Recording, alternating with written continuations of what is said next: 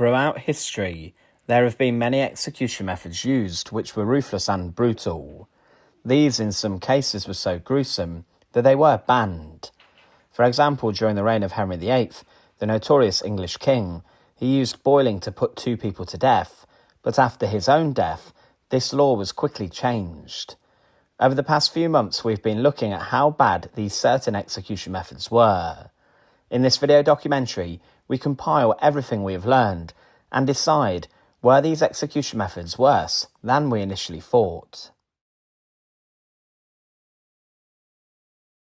The fallbeil, literally meaning falling axe, was a German adaptation of the French guillotine, which had become famous during the French Revolution for its supposed humane speed. The German version was heavier and more industrial looking, typically constructed from metal and steel rather than wood. By the late 19th century, the fallbeil had become the standard method of execution in many parts of the German Empire. It was seen as cleaner and more modern than hanging. Its use was revived under the Weimar Republic, but vastly expanded under the Nazis, who saw it as an opportunity to marry efficiency with the theatrical demonstration of absolute authority. Adolf Hitler did have a deep interest in the death penalty. He believed in using fear and punishment as a tool of social control. Under his rule, the number of capital offences exploded. By 1944, there were more than 40 different crimes punishable by death, ranging from treason and sabotage to even listening to foreign radio broadcasts or simply telling a joke about the Führer. In the early years of the Nazi regime, executions were carried out by firing squads. But Hitler wanted something more domestic, less military. The fallbeil, well, that was perfect for him. It allowed executions to be conducted behind prison walls, away from public view, but still under absolute control. In 1936, Hitler appointed Dr. Otto Georg Thierack as Minister of Justice, and under Thierack's brutal supervision, the use of the fallbeil surged. Execution facilities were installed in 11 regional prisons, including Berlin's Plötzensee prison, Munich's Stadelheim, and Dresden. Each prison had its own executioner, or Scharfrichter, who often earned lucrative salaries and bonuses for every beheading or execution that they performed. Now, the fallbeil was deceptively simple. It stood around 14 feet high. Its blade was hoisted by a crank and then released to fall with gravity, guided by steel rails. The blade was often heavier than the French model, and it fell faster, ensuring decapitation in a fraction of a second. A bench would slide the condemned forward in place, where the neck was positioned in a metal collar before the blade was then dropped. Some executioners even just used their assistants to hold them in place. The condemned were sometimes strapped down and gagged, especially if they were known to shout anti-Nazi slogans. Often 3 to 5 people were executed in a single session, one after the other, sometimes in less than under 5 minutes. But this mechanical efficiency hides the emotional and psychological brutality involved. Unlike the French Revolution's public guillotine, the Nazi fallbeil was used in secret, making it more terrifying to the general population. Families were not notified until after the execution, and the bodies were often buried in mass graves or cremated without any ceremony at all. The most infamous site of fallbeil executions was Plötzensee prison in Berlin. Between 1933 and 1945, around 2,891 people were executed there, many of them political prisoners, resistance fighters, or even conscientious objectors who did not want to fight. Amongst the most well-known victims was Sophie Scholl, a member of the student-led White Rose resistance group. Along with her brother Hans and fellow member Christoph Probst, she was arrested for distributing anti-Nazi leaflets. They were executed by fallbeil at Munich's Stadelheim on February 22, 1943, barely 4 days after their arrest. Witnesses reported that Sophie's last words were, and I quote, "Such a fine sunny day, and I have to go. But what does my death matter, if thousands of people are awakened and stirred to action?" The man who carried out that execution was the most notorious Nazi executioner Johann Reichardt, who carried out over 3,000 executions using fallbeil. A cold and methodical man, Reichardt was often considered a model of precision. He was known to have said, "It was just a job, just like any other. Someone had to do it." Reichardt was actually paid per head, earning bonuses and even a pension after the war. After the fall of the Third Reich, he was imprisoned, but was later hired by the Allies to execute Nazi war criminals and help in their own execution proceedings. Sometimes he even deployed the same device. The horror of this system wasn't just violence itself, but the cold, bureaucratic nature of it. A court clerk would record the execution, a doctor would confirm death, a prison chaplain might say a final prayer, but the whole process was treated like a factory line of death, with ledgers, receipts, and death notices handled with chilling detachment. The fallbeil may seem at first glance like a quick and humane method, but the surrounding context, the secrecy, the speed, the mental torment made it arguably more cruel than hanging or shooting. Prisoners often waited for weeks or months in isolation, their cell just steps from the execution chamber. They were frequently awakened in the dead of night, told suddenly that it was a time. The walk from the cell to the fallbeil, a matter of meters, was described as the longest walk imaginable. Those who resisted were dragged. The sound of the blade falling echoed down the corridors, so other prisoners always knew when someone had died, and they also rang out a bell. Executioners too sometimes cracked under the pressure. One former assistant wrote that the machine was so blood-slick and gruesome by the third or fourth execution that it had to be mopped down between victims. Occasionally the blade would stick or fail to fully sever the head, which was a horrifying spectacle. After the fall of Nazi Germany, the use of the fallbeil quickly came under scrutiny. West Germany abolished the death penalty in 1949 under a new constitution. East Germany continued to execute some people using a pistol shot to the neck, but the fallbeil, well, that was never used again. Plötzensee prison now stands as a memorial. The execution chamber remains intact, with a replica fallbeil, a rust-stained floor, and commemorative plaques listing the names of the victims. It's a haunting place, but a necessary reminder. The fallbeil was not just a machine.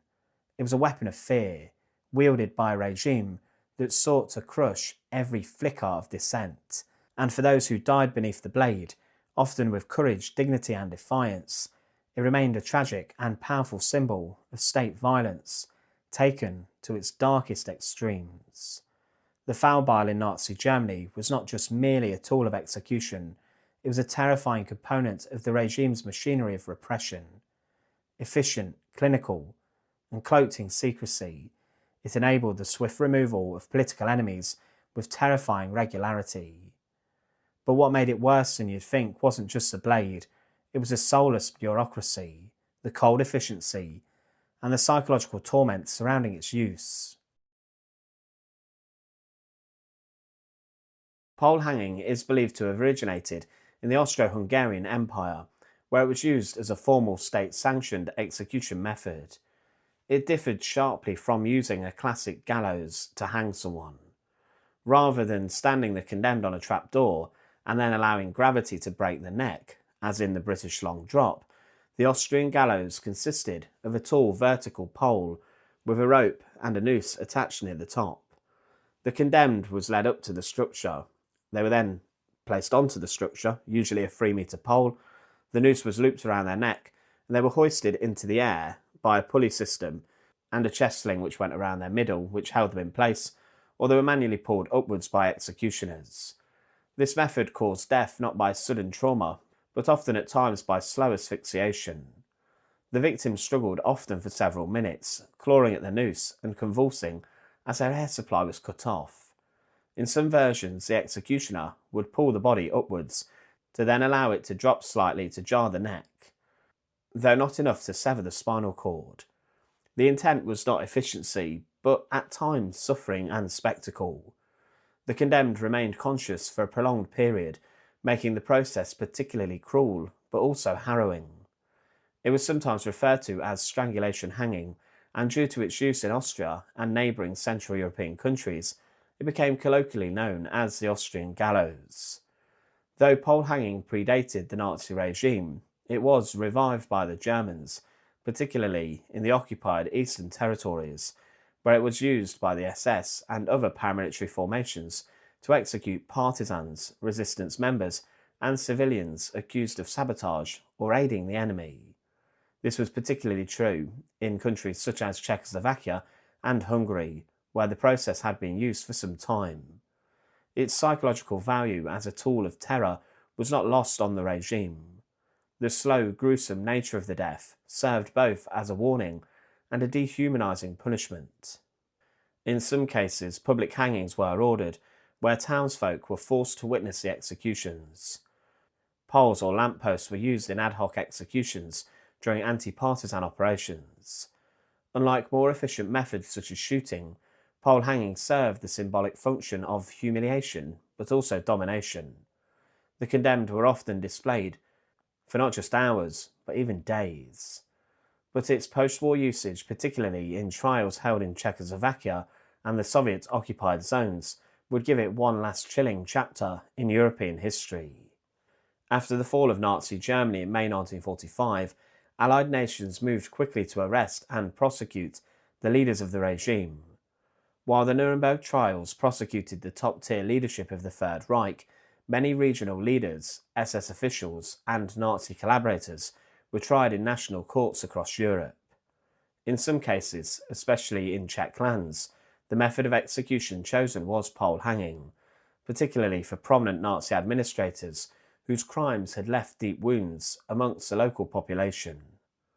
One of the most prominent and notable cases was that of Kurt de Luger, the former chief of the Order Police, the Ordnungspolizei, and later the acting Reichsprotector of Bohemia and Moravia following the assassination of Reinhard Heydrich in 1942. De Luger had overseen brutal reprisals against Czech civilians, including the destruction of the village of Lidice, where all adult men were executed and women and children were deported or were murdered. After the war, De Luger was arrested by the Allies, extradited to Czechoslovakia, and put on trial in Prague. He was convicted of war crimes and crimes against humanity in 1946. The Czechs, who were still mourning the scars of occupation, chose the Austrian gallows as the method of execution. On October the 24th, 1946, Kurt de Luger was pole hanged in Pankrak prison. Photographs from the time show the tall vertical beam and the hanging rope from its top, a deliberately archaic and brutal symbol of retribution and also, in a sense for the Czech people, justice. Witnesses described how de Luger struggled for several minutes before finally succumbing to his death. Another high-profile execution, by pole hanging, occurred also in 1946, with the death of Karl Hermann Frank, the Secretary of State and later higher SS and police leader in the Protectorate of Bohemia and Moravia. He had been directly responsible for ordering reprisals following the assassination of Heydrich, including the annihilation of Lidice and Lazaki, working with Kurt de Luger. Following Germany's defeat, Frank was captured by American forces, extradited to Czechoslovakia, and then tried in Prague. His trial was widely covered by the press and was seen as a cathartic moment for the Czech people. On the 22nd of May 1946, Frank was publicly executed by pole hanging in the courtyard of Pankrak prison within Prague. Unlike de Luger's execution, Frank's hanging was filmed and photographed as a form of state-sanctioned record and public closure. It was a theatrical display of justice. Frank was made to face the same fate he had condemned thousands of Czechs to. Frank's execution was deliberately publicised, intended as a final symbolic blow to the Nazi presence in the region. His body twitched and struggled on the noose, just as the villagers of Lidice had, and he suffered in the same way that many of his victims also had. The method was chosen to mirror the cruelty that he had dispensed. Pole hanging's reappearance in post-war Europe was short-lived, tied specifically to retribution and the need for public closure. Its use was largely confined to a handful of executions in Czechoslovakia and Hungary, nations particularly scarred by German occupation and also collaborationist regimes. Later, the method would be abandoned in Europe. Hanging itself as a form of capital punishment did decline rapidly, with most countries transitioning towards shooting in a military context or guillotining, for example in France until 1977, or they abolished the death penalty altogether. Pole hanging, with its grisly symbolism and slow strangulation, has never returned to modern penal systems. It remains one of the most brutal reminders of how execution can be used not just to kill, but to send a message, one of dominance, revenge, or reckoning. The Austrian gallows stands as a dark chapter in the history of execution. Its use during and after World War II, particularly in the high-profile hangings of Kurt de Luga and Karl Hermann Frank, was deeply symbolic, designed to reflect the pain those men had inflicted. Far from a humane and efficient form of execution, pole hanging embraced spectacle, suffering, and shame. It was a method designed not only to end life, but to demonstrate the terrible finality of justice meted out by a society reclaiming its dignity. Though now gone from use, the chilling image of a man hoisted up by the neck on a vertical beam still haunts the archives of the 20th century, a final punishment in a Europe desperate for closure. But to think some of the executioners thought that it was even more humane than using a gallows. The Mauthausen camp complex was built next to the Wiener Graben, a granite quarry. This location was no accident at all. The SS had plans to turn the camp into a profitable venture through the exploitation of forced labour for building materials. Prisoners were forced to work in the quarry from sunrise until sunset in gruelling, dangerous conditions.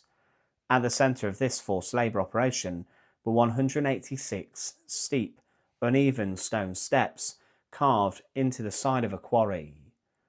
Each day, prisoners were forced to carry massive granite blocks, often weighing 40 to 50 kilograms, up the stairs on their shoulders or backs. There were no safety rails. The steps were deliberately irregular in size and spacing to make walking even more dangerous.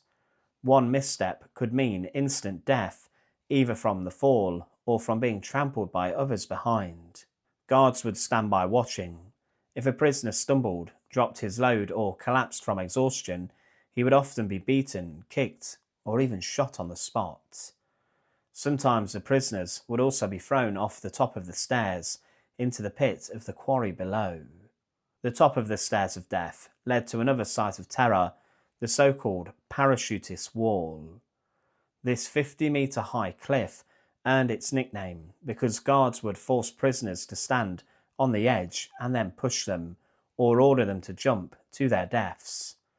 Sometimes the guards would pretend to play a game, offering the prisoner a chance at survival if he jumped, but of course there was no parachute, only jagged rocks below. The parachute jump was a common form of execution for prisoners the guards found too weak to carry on, or simply those who they wanted to make an example of. Other times, entire groups would be marched to the edge and pushed off en masse. One surviving witness, Francisco Bloch, a Spanish political prisoner and photographer, later testified that the SS would laugh as they made sport of it. The dead below would sometimes be left for days, their bodies piled amongst the stone debris and the people working. It was not just about killing, it was about annihilating dignity and making murder a routine. The horrors of the stairs of death were not a product of logistical necessity, but of ideology. Mauthausen was governed by the Nazi principle of Vernichtung durch Arbeit, extermination through labour. Unlike Auschwitz, which developed into a large-scale extermination centre using gas chambers, Mauthausen combined forced labour with calculated physical destruction. The goal was to work the prisoners literally to death.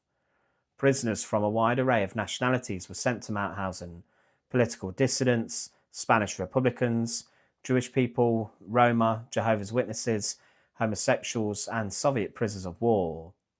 The Soviets in particular, being the enemy, were often treated with extreme brutality. One Soviet prisoner later recalled, "We had to carry the stones like donkeys. If you fell, you were dead." In the winters, snow and ice made the stairs nearly impassable. Yet prisoners were still forced to carry heavy stones in freezing conditions, often barefoot and with little clothing. Deaths from exhaustion, hypothermia, or accidents were daily occurrences. The SS guards and capos, prisoner functionaries, actual prisoners who were given a little bit of power, took delight in turning the stairs into a theatre of suffering. Survivors recalled that guards would deliberately overburden prisoners, sometimes stacking 2 or 3 stones onto one man's back. The point was not productivity, it was pain. Sometimes for no reason at all, a prisoner halfway up the stairs would be shot, causing a domino effect as others tumbled over him. On other occasions, the guards forced prisoners to sing patriotic or mocking songs as they climbed, even as they died. One Polish survivor remembered, "The guards would laugh as we fell. They said we were animals, less than animals." It is estimated that more than 90,000 people died inside of Mauthausen camp complex, though exact numbers vary due to the incomplete records and mass burials found all over the camp. A significant proportion of these deaths occurred within the quarries, either directly on the stairs of death or as a result of injuries and exhaustion sustained there. Unlike many Nazi death sites, the stairs remain largely intact today, however they have been rebuilt. Tourists and historians can walk them, though they are now empty, silent, and eerily clean and slightly more even. But the past clings to each step. After the war, Mauthausen became the site of major war crimes investigations. Several SS officials and guards were tried in the Mauthausen-Gusen trials, part of the Dachau trials held by the US military. The brutalities of the stairs, the cliff, and the quarry were presented as key evidence of systematic extermination. The stairs of death at Mauthausen were more than just a method of execution. They were a symbol of the calculated, ideological cruelty of the Nazi regime. Their horror lay in not just the deaths they caused, but in the way they transformed murder into routine.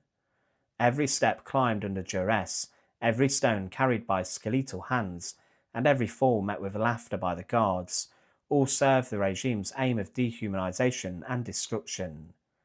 It is easy to imagine the Holocaust in terms of gas chambers, but places like Mauthausen remind us that death did not always come swiftly or secretively. Sometimes it came one step at a time, under the open sky, in full view of others, engineered not just to kill the body, but to break the soul. In understanding the full brutality of the stairs of death, we confront not only the scale of Nazi cruelty, but its terrifying intimacy. And we are reminded that memory must not falter, for the stones of Mauthausen still speak. Boiling as a method of execution dates back to the ancient times, though its precise origins are difficult to trace. The idea of boiling someone alive was likely conceived as a means to make the punishment fit the crime, particularly for offences seen as especially heinous or sacrilegious. Early historical references suggest that boiling alive may have actually been used in parts of Asia and the Middle East, though detailed records are scarce. The earliest recorded uses of boiling as a punishment often involved criminals being immersed in oil, tar, or water, sometimes from cold and sometimes in already boiling liquid. Immersion in cold liquid, which was then brought to a boil with the victim inside, was particularly feared because the death was prolonged, with the victim suffering every stage of heating until scalding temperatures were reached. In China, records suggest that during the rule of Emperor Wen of Su, 581 to 604 AD, boiling was occasionally used as punishment for treason. Likewise in India, boiling alive was inflicted on those who committed crimes, such as poisoning or an assassination attempt. However, the most well-documented use of the punishment comes from Europe during the Middle Ages and the early modern period, especially from England under the reign of King Henry VIII. In medieval Europe, punishments were often brutal, serving both as retribution and as a deterrent. Public executions were meant to demonstrate the power of the state and discourage would-be criminals. Boiling alive, with its horror and spectacle, was particularly suited to this role.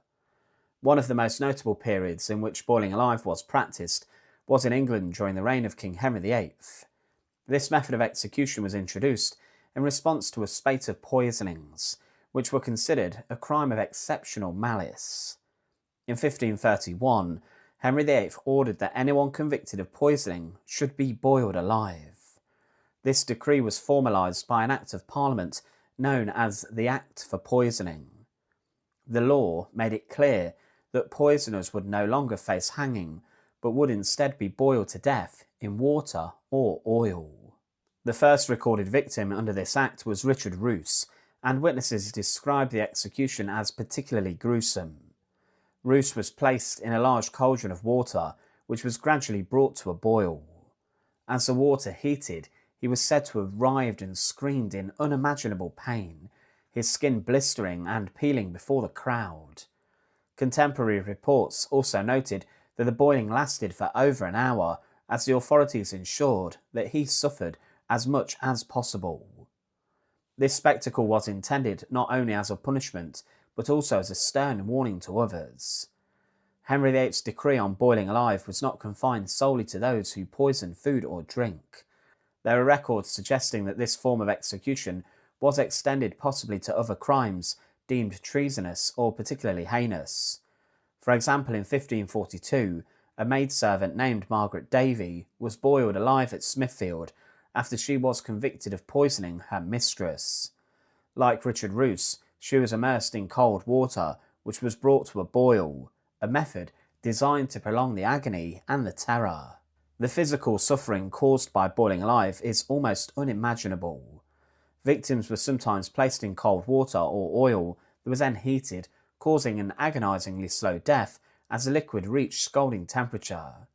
In some cases, the condemned were plunged directly into the boiling liquid, which led to an almost instantaneous shock response, but not an immediate death. The intense heat caused skin and muscles to blister and peel, and in cases where oil was used, the thick liquid clung to the flesh, worsening the burns. The psychological element was also horrific. Public executions of this kind were carefully staged events. Crowds gathered to watch as the condemned was brought before the cauldron, often bound and stripped.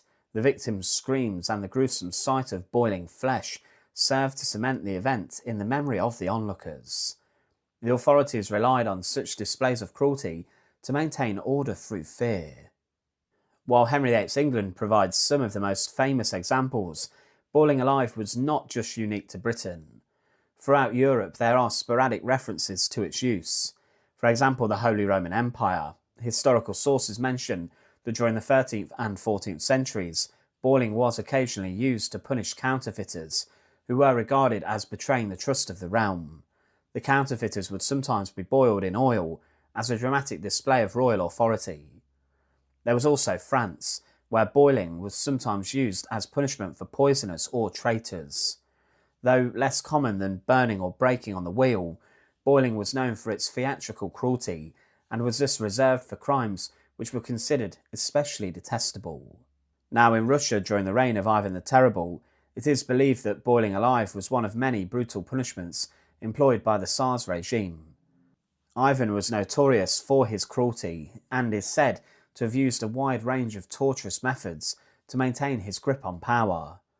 There's also Japan where it was used. During the 16th century, boiling alive was practiced sometimes as a punishment for Christian missionaries or converts under certain regional warlords who opposed the spread of Christianity.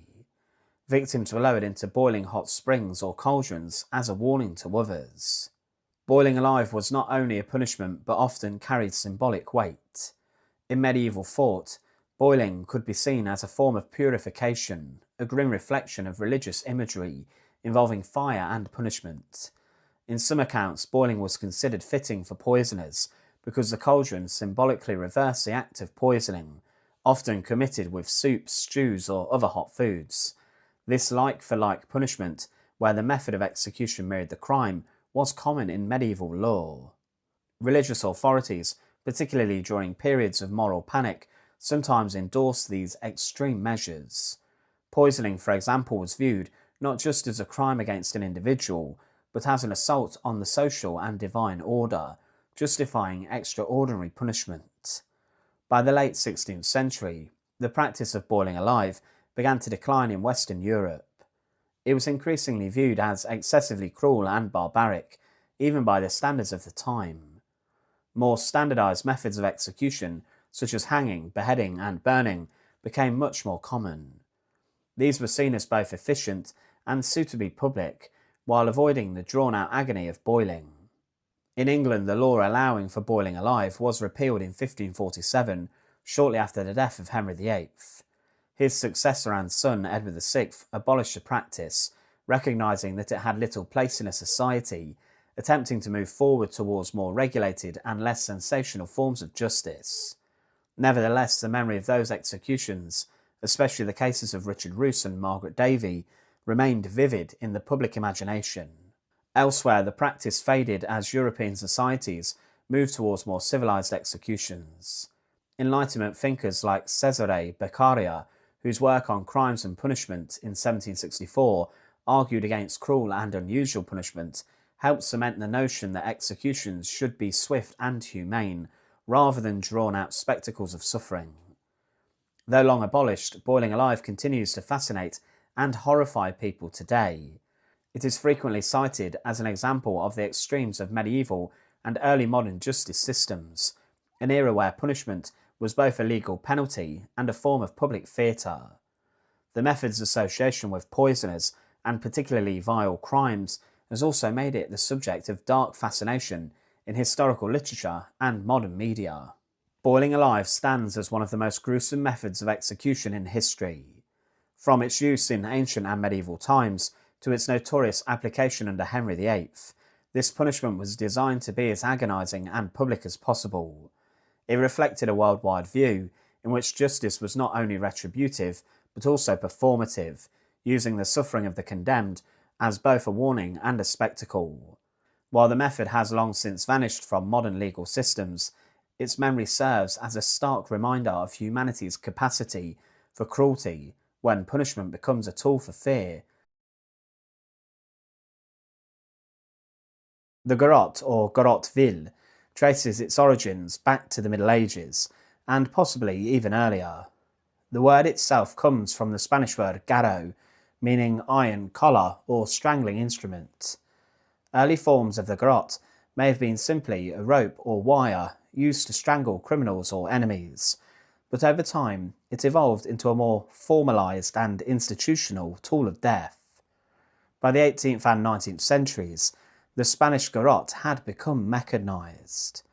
It was officially adopted as the standard method of capital punishment in Spain in 1820, replacing public hangings. Its use spread to Spain's colonies, including the Philippines, and also parts of Latin America. At first glance, the garrote might not appear particularly menacing. It consisted of a wooden or metal chair, to which a condemned person would be strapped. Behind the chair, affixed to the upright support, was a metal collar connected to a screw mechanism.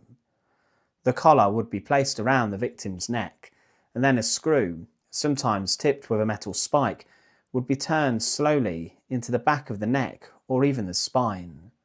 The goal was to crush the trachea or sever the spinal cord. However, there was no guarantee of a swift death. If the executioner turned the screw improperly or too slowly, the victim could be left choking and convulsing for minutes before dying. The lack of precision and the sheer physicality of the method meant that botched executions were certainly not uncommon. By the standards of the 19th century, the garrote was often described as a modern and more civilised alternative to older punishments like hanging or beheading. It was seen by some as more private, more controlled, and less gory. But these justifications masked the sheer brutality of what it actually entailed. The process involved immobilising a conscious human being, binding them to a chair, and slowly crushing their neck with a screw, while fully aware of their impending suffocation or spinal trauma. In some designs, the screw would take multiple turns to fully penetrate the vertebrae, meaning death did not come instantly. Pain, terror, and panic were all very much part of the experience. Accounts from the 19th and early 20th centuries paint a different picture than the supposed civility of the garrote. Witnesses often described the gasping, gurgling, and spasms as the condemned struggled. Some executions were quick, but many were not. One particularly infamous garroting occurred in 1906 in Barcelona, when anarchist Salvador Puig Antich was executed. The execution took place after the abolition of the death penalty had been debated across Europe, and the event was viewed by many as barbaric and outdated. In Puig Antich's case, the garrote was reportedly poorly maintained, and the process failed to break his neck cleanly. Witnesses said he died slowly over several agonising minutes during international condemnation. A British observer in the 19th century present for a garroting in the city of Madrid wrote, "There was no sound but the turning of the screw, and then a sudden gasp, and the twitching of limbs. It was hideous in its silence, far worse than hanging." Now, the garrote wasn't just a tool of execution, it was a symbol of state power and repression. Spain under the fascist regime of Francisco Franco from 1939 to 1975 used the garrote as a weapon against dissenters and enemies of the regime. It was a tool of terror, used not only to execute criminals, but to make examples of political opponents. Two of the last garrotings in Spain were particularly notorious: Salvador Puig Antich, as mentioned, and Heinz Sches, a German-born anarchist. These executions shocked much of Europe and were widely covered in the media. In both cases, the executions were seen as politically motivated. Franco's regime was on the verge of collapse, and these executions symbolised its desperation, but also its brutality. Spain was the last European country to use the garrote. After Franco's death in 1975 and the transition to democracy, the death penalty was officially abolished in 1978. The garrote was finally retired, and its last surviving examples were sent to museums, grim relics of a dark chapter in Spanish legal history. Today, garrotes or garroting machines can be seen in museums across Spain, including the Museo del Romanticismo in Madrid and the Museo del Ejército in Toledo. Often accompanied by stark wooden chairs and rusted screw mechanisms, these artefacts remain haunting reminders of a machine that presented itself as orderly and modern, but was in reality a slow, torturous death device. What makes the garrote worse than you'd think is the misleading perception of dignity and also cleanliness it once carried. There was no blood, no rope burns, no decapitation, but this superficial neatness masked a much deeper horror. Victims died fully aware, often unable to scream, their windpipes collapsing under intense pressure, the screw then pushing through muscle and bone. Death could be fast, but when it wasn't, it was a slow-motion strangulation, mechanical and intimate. Unlike firing squads or even hangings, which might allow for a relatively quick or impersonal death, the garrote forced the condemned to face their killer just inches away. The executioner, often called the verdugo, had to turn the screw manually, applying just the right pressure to break the neck or crush the windpipe. Some had to turn it back and start again if they missed the right spot. There was no elegance to this, just brutality masquerading as efficiency. The garrote was one of history's most deceptive methods of execution. Presented as humane, yet rooted in agony, it combined the cold logic of machinery with the raw suffering of a slow death. Though now relegated to history books and museum displays, its legacy serves as a grim reminder that what is labelled modern or civilised can be deeply cruel. When people imagine capital punishment in Spain, they rarely picture this device, but they should. The garrote wasn't just a footnote, it was the dominant method of execution there for over a century. And behind every chair, every screw, and every execution was a moment of unimaginable terror. Was the garrote worse than you'd think? Absolutely. While less known than the gallows or the guillotine, immurement was not merely a literary horror or a mythological device. It was a real, legally sanctioned method of execution used across cultures and centuries.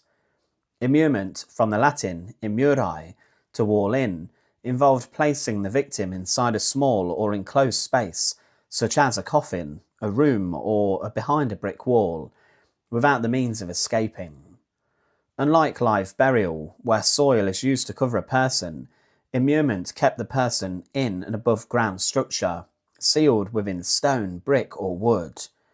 Death came not instantly, but slowly, sometimes over days. The horror of immurement lay in its drawn-out nature. Victims remained conscious for hours, even days, depending on their strength and the size of their prison. The confined space offered no food, water, or air circulation. Many likely died from dehydration, though some suffocated first. Occasionally a small hole was left to allow a final confession or air, but even this was just temporary. Immurement wasn't just an execution, it was a prolonged, claustrophobic, psychological torture. The earliest known references to immurement stretch back to ancient worlds. In Mesopotamia, there are records of people being sealed inside walls as divine punishment. Some archaeological discoveries from the region suggest human remains intentionally placed within wall cavities, though whether for ritual or punishment remains debated. The Romans too practiced a form of immurement. The Vestal Virgins, priestesses sworn to chastity, held great status in Roman society, but if one broke her vow of celibacy, she was buried alive. Roman law prohibited the spilling of a Vestal Virgin's blood, so the punishment had to be bloodless. The condemned woman was placed in an underground chamber with a small amount of food and water, ostensibly so the state could claim she had not been directly killed. After being lowered into the chamber, the entrance was then sealed up, and she was left to die alone in the dark. In medieval Europe, immurement took on a more judicial tone. It was often used against heretics or women accused of infidelity or transgressions against religious vows. The practice was especially associated with monastic orders. Nuns who violated their oaths of chastity or obedience could be condemned to spend the rest of their lives immured inside small cells, often attached to the convent walls. Some lived for years in this way, fed sparingly through a small window, but others, well, they were simply left to die. In Eastern Europe, particularly in Orthodox Christian regions, immurement was occasionally imposed as both penance and punishment. A striking case comes from a 17th century monastery in Moldavia. Here a nun was reportedly found to have become pregnant. Rather than face public shame, she was immured behind the chapel walls, with only a small slit for food or prayer. She survived for several years before succumbing to illness and starvation. Her cell remained a dark, visible warning to the other sisters. There are numerous tales, some rather apocalyptic, of priests, monks or nuns being walled into monasteries or churches as punishment for spiritual transgression. These stories serve to reinforce religious orthodoxy and the consequences of defying ecclesiastical authority. In the Islamic world, immurement was rare, but also was documented on occasions. Persian records describe instances in which high-ranking women, particularly wives or concubines suspected of adultery, were sealed into chambers to die, especially if the dishonour was perceived as threatening dynastic legitimacy. In the Mongol Empire, immurement became a tool of wrath. Genghis Khan is believed to have ordered the immurement of enemy leaders as both punishment and example. In one case, a noble who betrayed the Khan was sealed inside of a box and left exposed to the elements, where he died of thirst and heat exhaustion. India provides some of the most chilling accounts of immurement. In certain parts of medieval India, royal servants or attendants were sometimes immured alive within the walls of a temple or palace during construction. This was not punishment, but instead ritual sacrifice, believed to bring good fortune or spiritual protection to the building. Human remains found in ancient Indian temple walls do support this grim tradition. Similarly, in Southeast Asia, including Cambodia and Thailand, some legends and temple lore describe victims being placed inside stone walls as offerings to spirits or gods. Whether myth or reality, the stories reflect a cultural association between immurement and a sacred space. Beyond historical records, immurement appears frequently in folklore and myth. The Albanian ballad of Razafa, a young woman is walled into a castle to ensure its foundations remain stable. Her only request is that one breast be left exposed so she can nurse her infant son. Though fictional, the tale reflects a broader cultural memory of immurement as both sacrifice and tragedy. Bram Stoker's Dracula makes reference to a female vampire being walled in as punishment for her sins. Gothic fiction in general has embraced the horror of immurement, perhaps because it represents a deep primal fear, being trapped alone with no escape. One of the last known judicial uses of immurement occurred in 15th century Germany. A woman named Agnes Bernauer, the mistress of Duke Albert III of Bavaria, was accused of witchcraft by the Duke's father. Though no evidence existed, she was condemned to death. Rather than beheaded or drowned, she was thrown into a chamber and the entrance bricked up. This method ensured her suffering was prolonged and kept her death technically outside the bounds of noble bloodshed laws. In Poland and parts of Central Europe, city statutes from the 13th to 16th centuries included provisions for immuring thieves and women accused of infidelity or termination. These cases were public, grim spectacles. Crowds would watch as the condemned were placed into chambers and then the final bricks laid. Immurment's enduring power lies not just in the physical suffering it caused, but in the psychological torment. The condemned locked in darkness would face panic, madness, and ultimately death in solitude. The method blended execution with a form of psychological torture long before such terms existed. Unlike swift execution by sword or gallows, immurement was about isolation, cutting someone off from the world and letting death arrive slowly. It mirrored the worst fears of early humanity: confinement, silence, and helplessness. In many ways, it was a form of erasure. Victims were not just killed, they were hidden away, sealed off, denied the dignity of a visible death or grave. In monastic settings, immurement symbolised both damnation and atonement. In political settings, it represented total defeat. While less frequently discussed than burning or hanging, immurement was amongst one of the most chilling forms of execution ever devised. Across cultures from Rome to India, from medieval convents to Moldavan monasteries, it reflected not only the cruelty, but a belief in punishment through isolation and denial. Today, immurement exists primarily in the realm of legend and horror fiction, but its real-world use, documented in legal records, ballads and archaeological remains, reveals a past far more gruesome and imaginative than we often admit. As a tool of religious discipline, political vengeance, or architectural superstition, immurement stands as one of the most haunting and inhumane forms of execution. Thanks for watching. To support our channel, please click subscribe down below, and once again, thank you so much for watching.